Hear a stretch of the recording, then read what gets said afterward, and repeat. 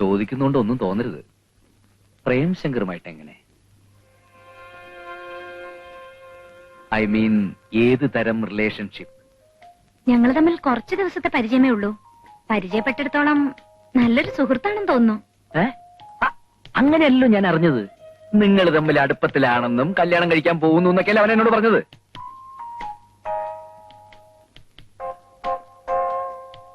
അല്ല, അവൻ പറഞ്ഞപ്പോഴേ എനിക്ക് മനസ്സിലായ സംഗതി പുകയാണെന്ന്. ഈ സംഭവം ആയിത്തല്ല കേട്ടോ. ഒരു പെൺകുട്ടിയുമായിട്ടൊന്ന് സംസാരിച്ചാൽ മതി, ഉടനെ അവൻ പറയും ഞാൻ ആ കുട്ടിയായിട്ട് പ്രേമത്തിലാണ് കല്യാണം കഴിക്കാൻ പോവാന്നൊക്കെ. അറിയാതെ അബദ്ധത്തിലൊന്നും പോയി ചാടരുതല്ലോ, അതുകൊണ്ട് പറഞ്ഞതേ ഉള്ളൂ. അല്ല, ഇക്കാര്യം അവനോട് ചോദിക്കാനൊന്നും പോണ്ട കേട്ടോ. ചോദിച്ചാൽ ഞാൻ അവന്റെ ഫ്രണ്ടേ അല്ലെന്ന് ബ്ലൈൻഡ് ആയിട്ടങ്ങ് പറഞ്ഞു കളയും. അതാ ടൈപ്പ്. എന്നാ ഞാൻ ഇറങ്ങട്ടെ. കൂടുതൽ രഹസ്യങ്ങളൊന്നും അവനോട് തുറന്നു പറഞ്ഞിട്ടില്ലല്ലോ അല്ലേ? എന്ത് രഹസ്യം? അല്ല, ഒരു പെൺകുട്ടിയുടെ ജീവിതത്തിൽ പല സ്വകാര്യതകളൊക്കെ ഉണ്ടാവുമല്ലോ, അത് വല്ലതും?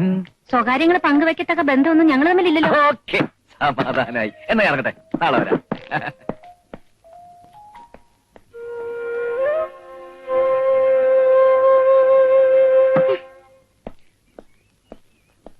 സ്റ്റോപ്പ്. അങ്ങനെ പോമരട്ടെ. വഴി തടയാൻ ഞാൻ മന്ത്രിയല്ല, മാറിക്കടാ.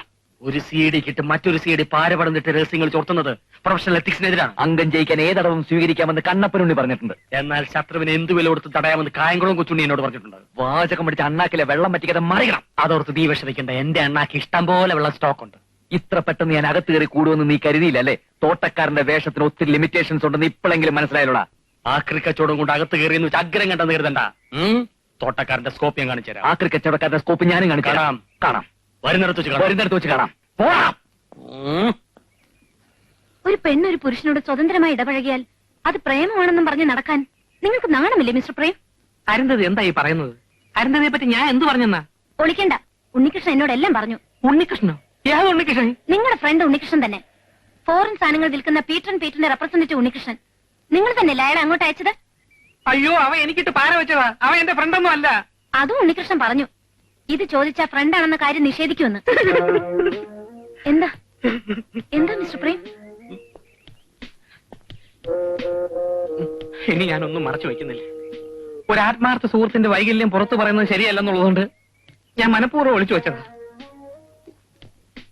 അരുന്ധതി എന്നെ തെറ്റിദ്ധരിച്ച സ്ഥിതിക്ക് ഞാനിനി സത്യം പറയാം. ഉണ്ണികൃഷ്ണൻ ഒരു മാനസിക രോഗിയാണ്. മാസത്തിൽ 8 ദിവസം അവന് മെന്റൽ ഡിപ്രഷൻ ഉണ്ടാവും. ഒരുമാതിരിപ്പെട്ട കണ്ടടിച്ചാലൊന്നും അവന് നോർമൽ ആവില്ല.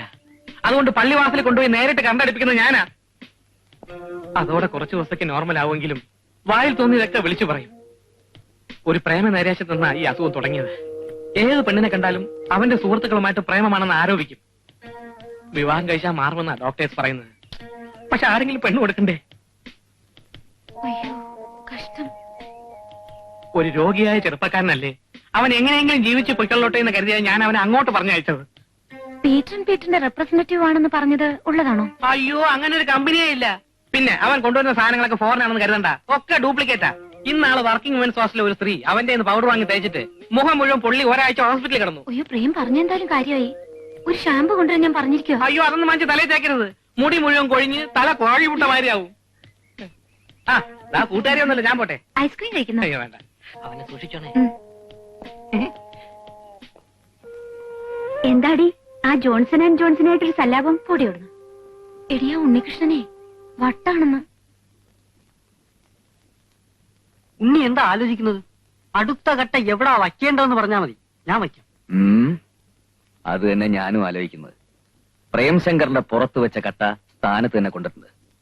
ഇനി ഉമ്മൻകോശിയെ കൂടി ഇന്ദ്രപ്രസ്ഥത്തിൽ നിന്ന് പുറത്തിയാടിച്ചാലേ അന്വേഷണം ഈസിയാവും. അയാളുടെ പുറത്ത് വെറും കട്ട വെച്ചാ പറ്റത്തില്ല, നല്ല പാറ തന്നെ വെക്കണം, എന്നാലേ പൊങ്ങാതിരിക്കും. അതിനെന്താ ഒരു വഴി? ആ പ്രേംശങ്കറിന് വാല് പൊക്കില്ലെന്ന് ഉണ്ണിക്കുറപ്പുണ്ടോ? അതെന്താ അങ്ങനെ ചോദിക്കാൻ? കുംഭമാസ നിലാവും കുമാരിമാരുടെ മനസ്സും ഒരുപോലെ വിശ്വസിക്കാൻ കൊള്ളത്തില്ല. അരുന്ധതിയും പ്രേംശങ്കറും തമ്മിൽ ഒരു പ്രേമബന്ധത്തിനുള്ള സാധ്യത അങ്ങനെ അങ്ങ് തള്ളിക്കളയാൻ പറ്റത്തില്ല. അവന്റെ പേരിൽ തന്നെ ഉണ്ടൊരു പ്രേമം, അത് മറക്കണ്ട. അതറിയാവുന്നത് കൊണ്ടല്ലേടാ പഴുതുകൾ ഞാൻ ഭംഗിയായിട്ട് അടക്കുന്നത്. പഴുതുകൾ ഭംഗിയായിട്ട് അടങ്ങിയിട്ടില്ല.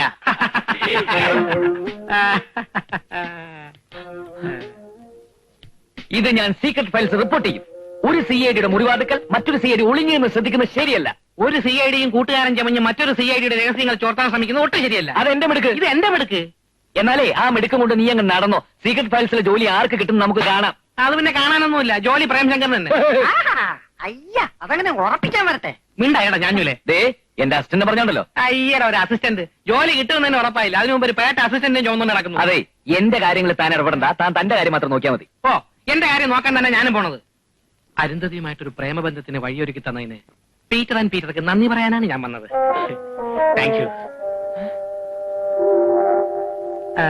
ഇന്നു മുതൽ ജോൺസൺ ആൻഡ് ജോൺസൺ ഒരു പ്രേമ ലൈനിൽ മൂവ് ചെയ്യാൻ പോകുന്നു. അരുന്ധതി നായരുടെ രഹസ്യങ്ങളുടെ ചുരുളെയ്യാൻ ഇനി ദിബിഷകൾ പാത്രം. ഞാൻ പറഞ്ഞത് ഇപ്പോഴെങ്ങനെയുണ്ട്? ഇനി നമ്മൾ എന്ത് ചെയ്യും? അതിന് വഴിയുണ്ടാ. അരുന്ധതിയെ അവൻ പ്രേമിക്കുന്ന എനിക്കൊന്ന് കാണണം. എന്തി? ഹലോ. ഹലോ, ഞാൻ പ്രേംശങ്കറാ. ഏത് പ്രേംശങ്കർ? അരുന്ധതിക്ക് ഒരിക്കൽ ഗുരുവായൂരിന്ന് ലിഫ്റ്റ് കൊടുത്താ. ഓ മനസ്സിലായി. എന്താ വിശേഷം? നേരിട്ട് പറയാൻ ധൈര്യമില്ലാത്തോണ്ടാ ഫോണിലൂടെ പറയുന്നത്. സാറിന്റെ മകളും ഞാനും തമ്മിൽ അടുപ്പത്തില. അരുന്ധതിക്ക് വേറെ വിവാഹം ആലോചിക്കാതിരിക്കാൻ വേണ്ടിയാണ് ഈ വിവരം മുൻകൂട്ടി പറയുന്നത്. പെട്ടെന്ന് കേൾക്കുമ്പോ ഒരു പ്രയാസം കാണും. സാറ് സാവധാനം ആലോചിച്ചൊരു തീരുമാനം പറഞ്ഞാൽ മതി. നിങ്ങൾ എവിടെ താമസിക്കുന്നത്? അത് പിന്നെ ഞാൻ മലേഷ്യ രാജ്യത്തില്. എങ്ങനെയുണ്ട്? എങ്ങനെയുണ്ടാ? സംഗതി കലക്കി.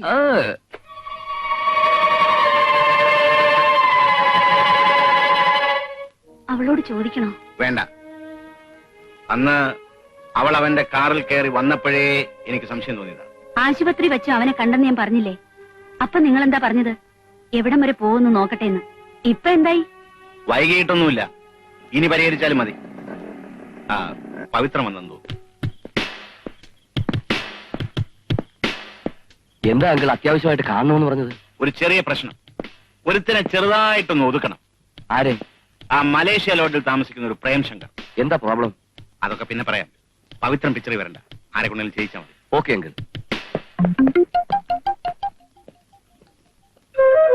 എന്തിനാവും പ്രേംശങ്കർ ആളെ വിട്ട് തല്ലിക്കുന്നത്? CD ആണെന്ന കാര്യം വല്ലതും അനന്തൻ അറിഞ്ഞു കാണോ? കർത്താവേ, അങ്ങനെയാണ് എന്റെ കാര്യം പോക്ക. എന്തായാലും ആ CD ഉണ്ണികൃഷ്ണൻ പാര പണിയണം. 2 CDമാരെ തമ്മിൽ തല്ലിച്ച് പ്രതിബന്ധം ഒഴിവാക്കാൻ പറ്റിയ അവസരമാണിത്. കർത്താവ് ഒരുത്തനുണ്ടെന്ന് പറയുന്നത് ഉള്ളതാ. ഹലോ, CID ഉമ്മൻകോശിയാണ് സംസാരിക്കുന്നത്. എന്നെയും നിങ്ങളെ ഉന്മൂലനം ചെയ്ത് ജോലി തട്ടിയെടുക്കാനുള്ള ശ്രമത്തിലാണ് CID ഉണ്ണികൃഷ്ണൻ. നിങ്ങളെ തല്ലി അവശനാക്കാൻ ഗുണ്ടാകളെ അയച്ചിട്ടുണ്ട്. എടാ ഉമ്മൻകോശി, എന്റെ തടി സംരക്ഷിക്കാൻ എനിക്കറിയാം. അതിന് ആരുടെ ഉപദേശത്തിന്റെ ഒന്നും ആവശ്യമില്ല. നീ നിന്റെ കാര്യം നോക്കിയാ പോരേടാ പുലി.